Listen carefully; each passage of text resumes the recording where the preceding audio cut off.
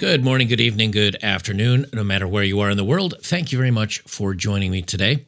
Women just stole men's money for cancer research. Movember, if you guys remember, is, guys used to grow in their mustache to bring in prostate cancer awareness, and it raised money.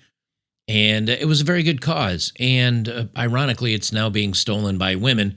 But they're not letting you know that it's been stolen. They're just misappropriating the funds because feminists have taken over the program. I don't know about you, but I think there's going to be some breaking point, or maybe it's not one solid breaking point where men just collectively throw up their hands and say, that's it, I quit. I'm not going to be part of this system anymore. I'm not going to play along. Or they go the route where they start becoming, I won't say aggressive, but they'll start legitimately fighting back in some way. And I don't know what way that'll be. I don't mean they're physically going to go pick up sticks and march on the Capitol. But I think more and more men are just going to retreat from society. They'll still participate in society, but they're not going to become buyers. They're not going to become spenders. They're going to become savers. They're going to slowly pull away and ostracize themselves from a society that hates them. They'll maybe become minimalists, kind of like I have become. Maybe they'll live out in the middle of the woods, like I am doing. Maybe they'll just separate themselves from the madness. Movember rips off men's health dollars. Feminists have taken over Movember. Now, I know you're shocked. Shocked, I tell you. I am shocked. Shocked. Well, not that shocked. I know you're shocked that women have infiltrated once again a men's-only space and have decided to misappropriate the funds and put it towards their own causes. So we'll talk about that. And then there's this story that just came out from Jessica Winter over at the New Yorker. What did men do to deserve this? Changes in the economy and the culture seem to have hit them hard. And a feminist decides to take this opportunity to do the meme, which is, well, yeah, men really have it hard, but also women. So we're going to talk about both those today. So Movember rips off men's health. It's a great idea. Charity started by a couple of Aussie blokes who persuaded men to grow mustaches to support the Prostate Cancer Foundation. 20 years later, Movember has grown from that small group of men supporting hairy upper lips to becoming the major male health charity in the world. Every November, in country after country, blokes fondly imagine they're doing their bit, growing a mustache, a mo, I guess she calls it, a mustache, to support men's health. As one of the very few events where men's issues make it onto the public agenda, men with mustaches and their financial supporters bask in the glow of raising funds they think will improve the welfare of other males. Now, again, primarily this is for prostate cancer awareness that actually kills more men than breast cancer kills women, yet women's cancer gets twice the funding as the men's. Surprising there. Little do they know, this huge enterprise run by a feminist and supported by mainly female staff is increasingly committed to diverting men's health dollars away from real male health concerns towards woke projects promoting anti-male ideology. This is one of the reasons why you need to gatekeep everything that is important to you. Women got let into men's clubs for golfing and cigar bars and whiskey lounges and gyms, and they've made their way into the Boy Scouts. They make their way into everything and then make it about themselves. As a matter of fact, the Men's Shed program that was in the UK, I think is where it started. I've done a couple of videos on that. It was a place where guys could go and have community and be alone and hang out with each other. And what did they do? They let a couple wives in, and then before you know it, women wanted to be a part of it, and now women demand to be part of it. So the guys in many locations have made a back room inside the own men's area, because again, this was supposed to be a men's thing. They've made a back room where just the men hang out, so the women can now partake in the men's event, the men's woodworking and building and crafting and things like that. The men have to go into their own little closet area in the back where a couple of them set up train sets or they set up various things for just men to do. So you let them in, they ruin everything, and then men have to configure something where they can be left alone. And I don't know who was in charge of this. I don't know the couple of Australian guys that started this, but they let a couple women in, or they let somebody in for maybe marketing or something else. And little by little, over 20 years, women took over the whole damn thing. And it happens every single time. And men still do not learn. Leave the women out of your spaces. They say last year, Movember formed an alliance with UN Women. Movember's CEO, Michelle Terry, became one of 4 global champions feted at He for She Summit, designed to mobilize the world for gender equality. She has a link here, and she says, here she is on video boasting of raising $1.1 billion over the last 20 years through Movember's 6 million supporters. Well, that's great, except the money's not going to men anymore.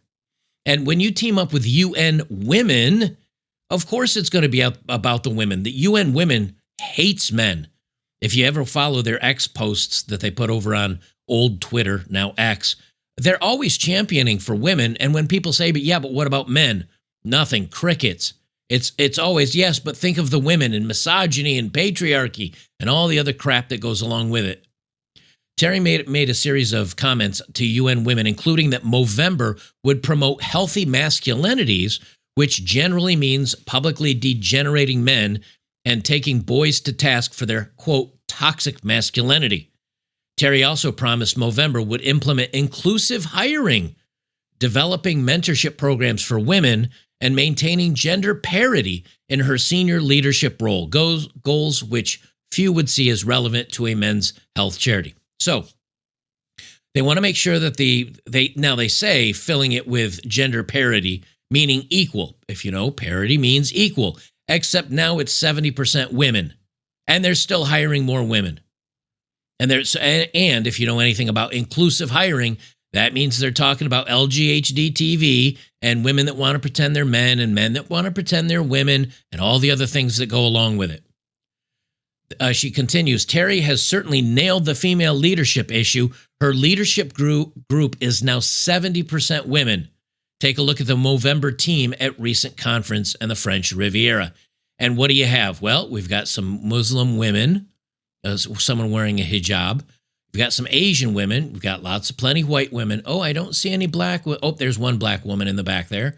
That's kind of inclusive. And how many guys do we have in this photo? 3 or 4 out of maybe 20 people. Legitimately. 1, 2, 3, 4, 5 guys out of this group of, 20 people. It's the weirdest thing that these women don't see it as inappropriate to boast of taking over a men's charity. Can you imagine the fuss if genders were reversed? It's always a tricky business to include any men in prominent positions in an organization raising funds for women. Their role is usually very well hidden. But look at this brazen pair shown in a 2020 Movember feature celebrating their workplace. It hit 51% women. Here's the headline: Mo sisters break the bias this International Women's Day. The entitlement is breathtaking. Clearly, it never occurs to them that this is in any way appropriate. Now, for those of you just listening, it's 2 women holding their long hair under their nose, pretending like they have a mustache. I don't know how to express my anger and frustration at things like this. Because part of me, you can't just go in there and say, okay, we're going to destroy the organization. It's ruined. You can stop giving money to it. You can stop participating in it, which is what I'd suggest if you do want to donate to Movember. Although young people today don't have very much money to donate to anything because they're donating to try to keep their bellies full and a roof over their head because finances and the cost of living today are so expensive. But once this happens, it's like putting tea in hot water or coffee in hot water. Once they're mixed together, how do you remove the coffee from the water? Once you've made coffee, how do you get the coffee back out? You really can't. And they know that. And that's what they do, is they get in and then they start taking over more and more positions. And if you don't give it to them, here comes you're misogynistic or you're holding women down and all the other bad things that go along with it. And so if you give them the slightest bit of power, they'll say, we've succeeded, everybody, diversity. I saw a picture and I don't remember where it was from. So take this with a grain of salt. You're going to have to just believe me that I saw this. But it was a board of some company, and they said, we are the most diverse company in such and such, in this area, or at this time, or in this market. And it was 100% black women.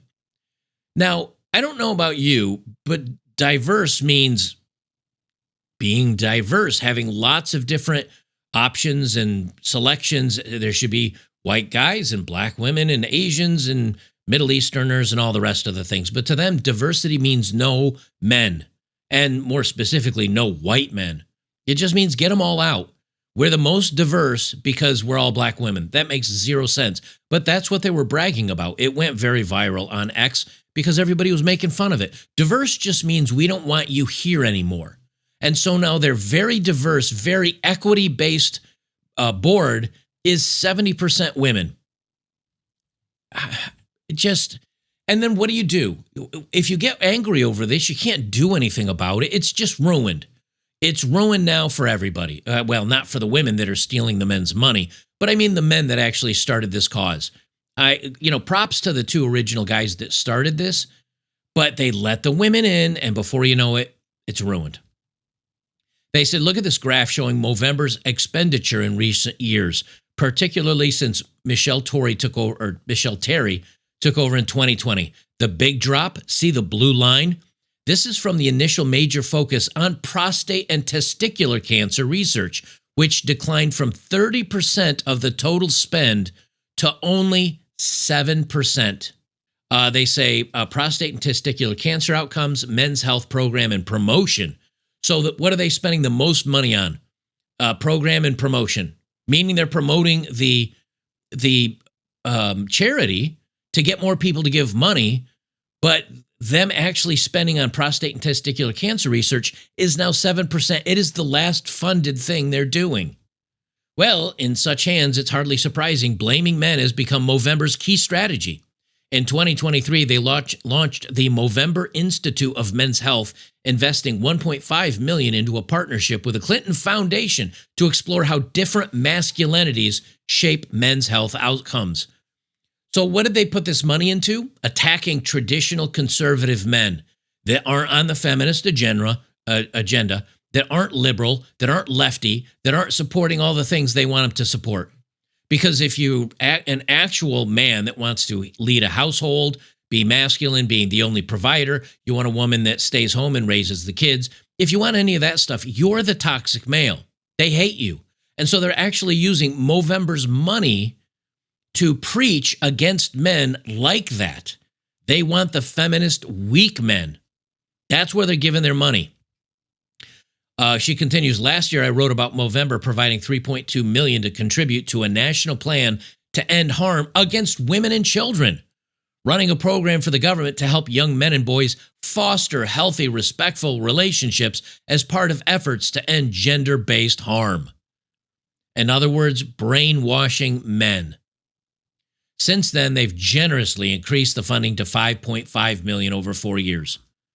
So as it goes, yes, Movember does run some sensible programs for tackling diet, weight, and heart issues, promoting mental fitness and social connection, as well as working on prostate and testicular cancers. But it's alarming to see this as much celebrated male charity has been captured by women and is diverting the funds to women in anti-male programs. No wonder the Albanese government is ultra happy to hand over responsibility for men's health to this mob of women. Every day, I am contacted by desperate men seeking help, men that have been harmed, fathers who have lost everything in legal fights to see their children, men escaping physical harm on themselves, sleeping in their cars. We have nowhere to send them, so very few resources. This is what makes monstrous wealth of Movember so infuriating, knowing that they are profiting from this goodwill towards men in our community and exploiting it to promote anti-male propaganda. And to kind of wind things down a little bit, this is from the New Yorker, one of the oldest and largest publications coming out of New York. You'd think this would go right out to help men when you read the title of this article. It says, what did men do to deserve this? Changes in the economy and in the culture seem to have hit them hard. Scott Galloway, which if you don't know him, is one of these men that believes that traditional masculinity is toxic and you need to be a lefty. That's basically a feminist loving lefty. That's a real man. He says, she says they need an aspirational vision of masculinity, meaning, we need to change you. They say in recent years, Galloway has also become a leading evangelist for a notion that rapidly solidified into conventional wisdom. America's young men are in crisis. Seldom in recent memory has there been a cohort that's fallen farther faster. He writes in his new book, Notes on Being a Man. To make his case, Galloway pulls from a heavily circulated set of statistics. At colleges and universities nationwide, female students outnumber males by about 3 to 2. Among young adults, men are more likely than women to live with their parents by their mid-30s. More than 15% of men still live with their folks, compared to less than 9% of women. Now, one of the reasons why that is, just so you know, because it does sound like the Peter Pan syndrome, it's that a lot of men are struggling with school, getting accepted to school. A lot of men are getting accepted into jobs because now women are being hired over men because, obviously men have had an advantage in that arena for too long. So, these DEI and these other boards of companies, and a lot of HR is made up by women, and they'll hire women over men. So that's another reason. But here's another reason why. A woman can start dating a man, and if they fall in love and they like each other, the woman can move in with the man and live with him. A man's not going to, no woman's going to start even dating a guy that's living with his parents. If he says, yeah, I'm still at home while I get my stuff together, and women are not interested. Women would rather date a married man than a man living at home with his parents. I don't know why that is, but, well, actually, we do know why that is, but we won't get into that in this video. They say men die by self-deletion at about 3.5 times the rate that women do. Men's real wages are lower for the 10th and 15th percentiles of earners than they were in 1979. Currently, the unemployment rate among young men with bachelor's degrees between the ages of 23 and 30 is close to double that of their female peers. And of course, again, that's because it's very in vogue to hire women instead of men. Governor Gavin Newsom of California, on the debut episode of his new podcast, welcomed conservative influencer Charlie Kirk, who lamented Gen Z as the most alcohol-addicted, most drug-addicted, most self-deleting, most depressed, most medicated generation in history. And these under 30s, Kirk said, were receiving a pernicious message. You're not going to have the same American dream that your parents would have. He and his fellow conservative organizers saw this as an opportunity, he added, especially with young men. Donald Trump won men under the age of 30 by 56% in the 2024 election, up 15 points from 2020. For these gains, Kirk credited the coalescing electoral power of right-leaning constellation of podcasters and streamers known as the Manosphere, which encompasses libertarian bros, evangelical Christians, and nationalists. And they're right on that. But here's the problem. As you start going down through this article, so she admits right off the beginning, yes, men are having these problems. Charlie Kirk, who the left, of course, deleted because he was a very threatening figure to them, she admits, okay, yes, here's the statistics, here's everything they're talking about. And then she drops right into, and I'm not going to read this whole article because it'll just end up making you very, very angry, okay? She drops into, yes, but women are having it hard too.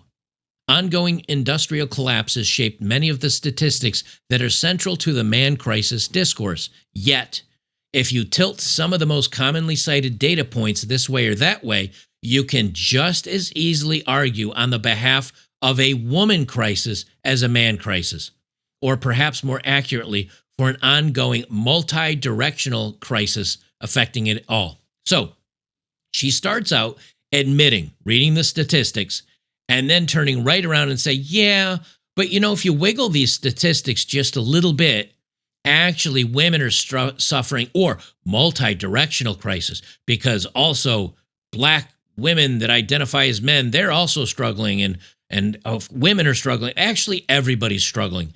And then right down here, what does she do for literally the rest of the article? She rages against men.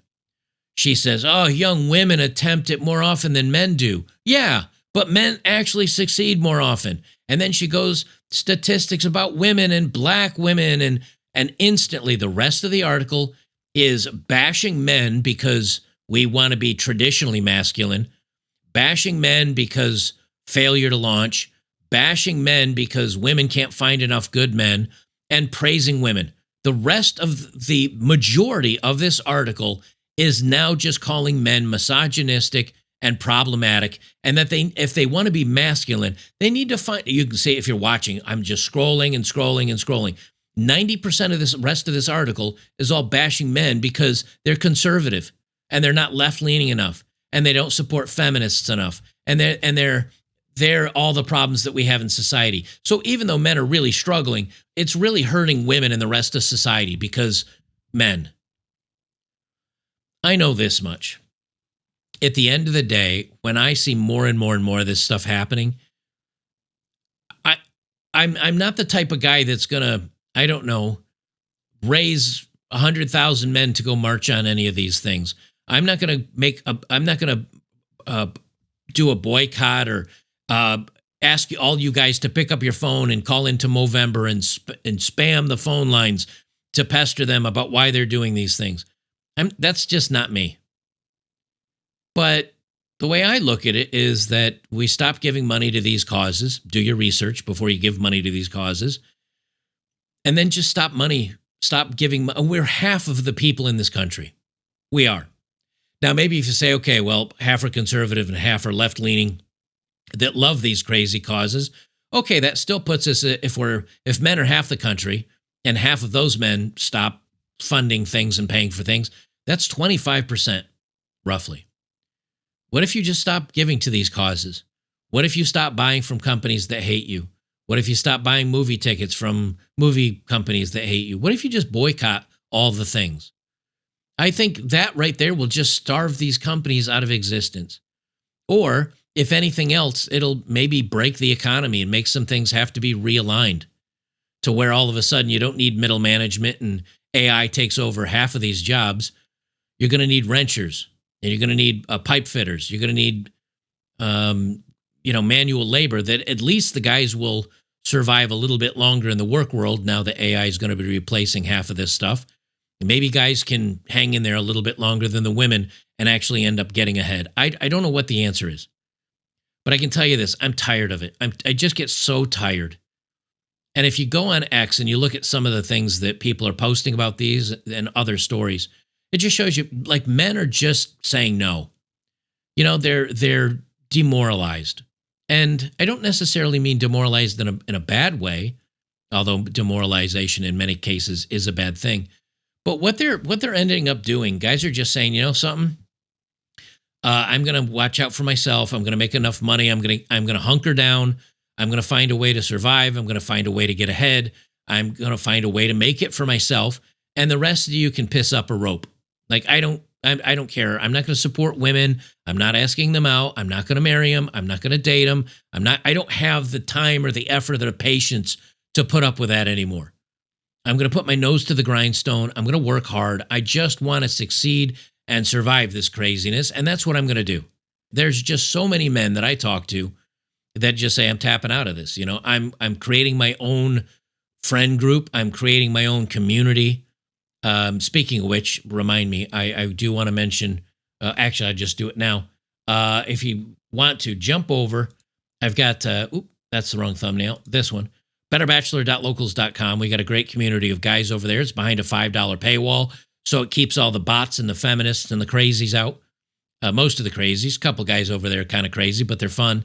And we do have a community of thousands of guys over there that are hanging out, having a good time. We're doing events like watching movies and football games and UFC fights. And we do watch old classic TV shows on Wednesdays, where we hang out and everything. We're creating our communities. We're creating a place to escape where we can actually find like-minded guys that agree and just getting away from all this madness. We have to. Because if you don't, you're going to get angry. You're going to get pissed off. You're going to get frustrated. And you may feel the world's against you. And in truth, it's not. There's a ton of great guys out there supporting other great guys. But it's the women that have taken over media and writing these stupid articles, women taking over the middle management on most of this stuff, women taking over marketing programs and advertisement and everything else. And these women keep hiring more women. And so the men have been squeezed out. And all you hear is the feminist message. And it may make you feel like the world is against you and everybody hates you. But that couldn't be further from the truth. The truth is, men are just kind of going underground a little bit. It's almost like red pill was very much underground. And then it became very acceptable and mainstream. And everybody accepts that it's a thing. But right now, men have kind of ceded power in a lot of things, and they can't get back in. And now you've got HR managers hiring women over men and all the other things. And so guys are like, well, okay, they know our message, but I'm going to go back underground. Not to hide the message anymore, that's where all the other guys that I enjoy hanging out with, they're all underground, getting away from the madness, getting away from the weirdness. And I'm escaping that. I think that's a good thing. I'll have more stories for you out this week that kind of show that, we've ceded too much power to the women. And I have no idea how we get it back, but I can tell you this, money talks. And if you can keep yourself successful, or at least grinding, and you can make it through this, who cares? I mean, these women are going to be out of a job anyway after a while. The economy is going to dry up. We're way, way overdue for a market correction and a crash. And, this year alone, just here in the United States, they've laid off 1 million people in the last year. There's going to be a correction at some point. The free money and the money for these positions is going to go away. And when it does, the guys that are turning wrenches, the guys that are actually working for a living, nothing against you guys that aren't turning wrenches. I just mean the guys that are doing the physical work, they're the ones that are going to turn out the best out of this. I really believe that. All right, guys, we'll leave it there. I will see you in the next one.